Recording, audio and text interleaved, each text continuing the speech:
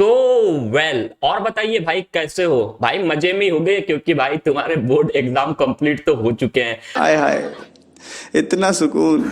भाई लेकिन यहाँ पे बोर्ड एग्जाम आपके कंप्लीट हो भी चुके हैं, तो सबसे ज्यादा टेंशन अभी क्या चीज के लिए आ रही होगी? रिजल्ट को लेके ही आ रही है ना, कि भाई रिजल्ट को लेकर हमारा चल क्या रहा है। क्योंकि देखो, जितना जरूरी तुम्हारा बोर्ड एग्जाम थे उससे ज्यादा जरूरी तुम्हारा रिजल्ट है, क्योंकि भाई यही तुम्हारी पोल खोलेगा कि तुमने क्या करे थे साल भर और क्या नहीं करे थे।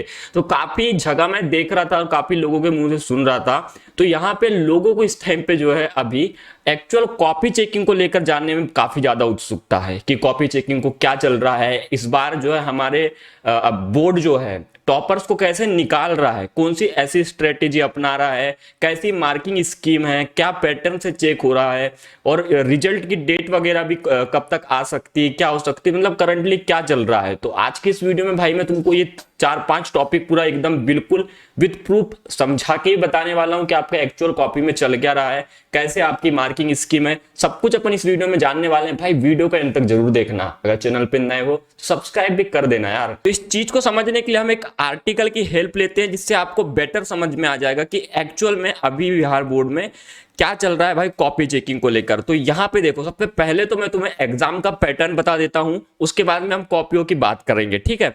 तो जैसे कि आप लोगों को तो पता होगा कि छात्रों पर अध्ययन के बोझ को कम करने के लिए बीएसईबी ने अधिक संख्या में एमसीक्यू प्रश्न पेश किए हैं। आपने अगर एग्जाम दी होगी तो आपको ये पता होगा कि आपका जो टेंशन कम करने के लिए बिहार बोर्ड ने ये इस बार जो है किया था। देखो अब यहाँ पे सेकंड जो क्या पॉइंट है, कक्षाओं के निलंबन की भरपाई के लिए पाठ्यक्रम में 30% की भी कमी की गई थी। मतलब कि आप देख सक रहे हो कि बिहार बोर्ड आपका छूट देने में भाई कोई सी भी कमी नहीं कर रहा था, काफी कुछ छूट तुम्हें इस बार दे के रखी थी। बीएसईबी परीक्षा उत्तीर्ण करने के लिए प्राप्त किए जाने वाला न्यूनतम अंक प्रत्येक विषय में 30 है, ठीक है। वैकल्पिक विषय को छोड़कर प्रत्येक विषय के लिए कुल अंक 100 थ्योरी और प्रैक्टिकल हैं, जिनमें 50 हैं, ठीक है। तो ये चीजें कुछ आपको दिया गया था, और आपको तो पता है कि आपकी तारीखें कब हुई थी कब नहीं हुई थी। अब हम जो है इसकी एक मार्किंग स्कीम के बारे में समझ लेते हैं कि एक्चुअल मार्किंग स्कीम क्या चल रहा है अभी। तो यहाँ पे जो है पहला डिवीजन उन छात्रों द्वारा सुरक्षित किया जाता है जो कुल मिलाकर 300 या अधिक अंक प्राप्त करते हैं, ठीक है। तो उन्हें पहला डिवीजन, मतलब कि आप A+ भी बोल सकते हो, उन्हें पहला डिवीजन यहाँ पे दिया जाता है।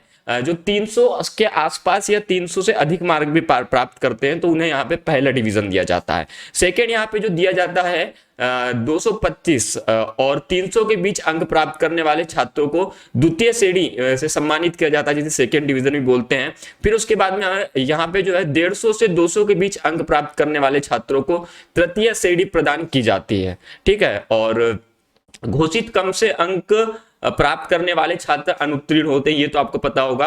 और प्रत्येक विषय के लिए उत्तीर्ण होने के लिए न्यूनतम अंक विषय के आधार पर 30 है और 33 है, कि भाई कोई अगर पेपर 80 मार्क का है तो उसमें क्या है, किसी का 100 मार्क का है, उसके हिसाब से यहाँ पे दिया गया है, ठीक है। अब उत्तर पुस्तिकाओं की मूल्यांकन क्या चल रहा है, ये चीजें तुम्हारे लिए समझना बहुत जरूरी है कि कैसे यहाँ पे जो है आपके चेकर्स लोग इस टाइम पे उत्तर पुस्तिका आपकी चेक कर रहे हैं। तो यहाँ पे आर्टिकल की में अगर आप देखोगे तो यहाँ पे क्लियरली मेंशन है कि बिहार बोर्ड अंतर बीएसईबी 12th कॉपी चेक के मूल्यांकन करने वाले हर शिक्षक को एक मार्किंग स्कीम दी जाती है। मतलब कि जो टीचर है उन्हें यहाँ पे एक मार्किंग स्कीम दी जाती है, उसी मार्किंग स्कीम के अंडर में रह के ही उन्हें जो है काम करना पड़ता है, या उसी मार्किंग स्कीम के साथ में उन्हें सब चीजें करनी पड़ती है कि कैसे उन्हें रिजल्ट निकालना है और कैसे कॉपी चेक होना चाहिए। तो इस मार्किंग स्कीम में हर प्रश्न के उत्तर के लिए उत्तर संकेत या मूल्य बिंदु, आंसर की और वैल्यू पॉइंट मौजूद होते हैं। उत्तर पुस्तिकाओं के मूल्यांकन के दौरान जिस उत्तर में सारे उत्तर सचेत या मूल्य बिंदु मौजूद होते हैं,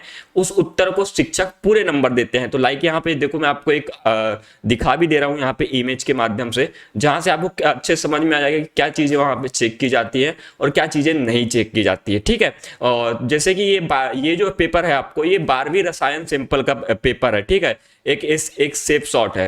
उत्तर नंबर 6 को अगर हम ध्यान से देखें तो हमें साफ साफ पता चल रहा है कि अगर 3 जरूरी स्टेप जो लाल, हरे और नीले रंग अगर आपके उत्तर में मौजूद हैं और आपका अंतिम उत्तर भी सही है तो आपको पूरे नंबर मिलेंगे। अगर आपने ये स्टेप सही किए हैं मगर अंत में गलत उत्तर दिए हैं तो कुछ मार्क्स यहाँ पे कट जाएंगे। तो ये चीजें अगर आपने किए होंगे तो भाई आपको थोड़ा टेंशन लेने की जरूरत नहीं है, इससे आपको जो है यहाँ पे पूरे के पूरे मार्क मिल जाएंगे। लेकिन अगर यहाँ पे दी हुई जानकारी के अनुसार जो बताया गया है अगर वो नहीं है तो यहाँ पे जो है आपके मार्क्स कटने सकते हैं। ठीक है, अधिक शब्दों का अर्थ अधिक संख्या नहीं है। अधिक शब्दों का मतलब कि आप काफी बार देखते होगे ना, लिखा रहता है कि अधिक शब्दों में लिखिए, ये करिए वो करिए।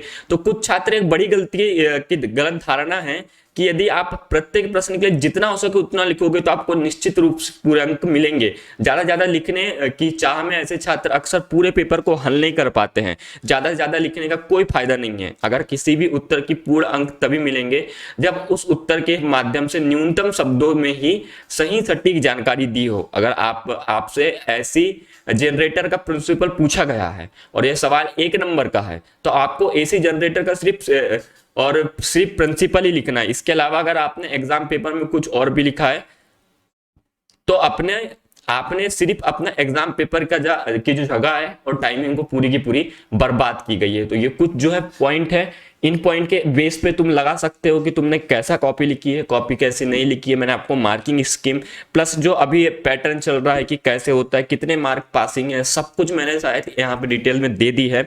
आई थिंक तुम्हारे काफी ज्यादा जो डाउट चल रहे थे ये चीजें ये वीडियो के बाद में वो डाउट आपके पूरे क्लियरली खत्म हो चुके होंगे। अगर कोई फिर भी डाउट आ रहा है तो भाई नीचे कमेंट बॉक्स खाली रहता है, पूछ लिया करो भाई। मैं नेक्स्ट वीडियो जो है तुम्हें उसी टॉपिक के ऊपर देने की कोशिश करूंगा। फिलहाल के सिर्फ इतना था। बाय बाय, मिलते हैं अपने नेक्स्ट वीडियो में। तब तक के लिए भाई चैनल को सब्सक्राइब कर लेना।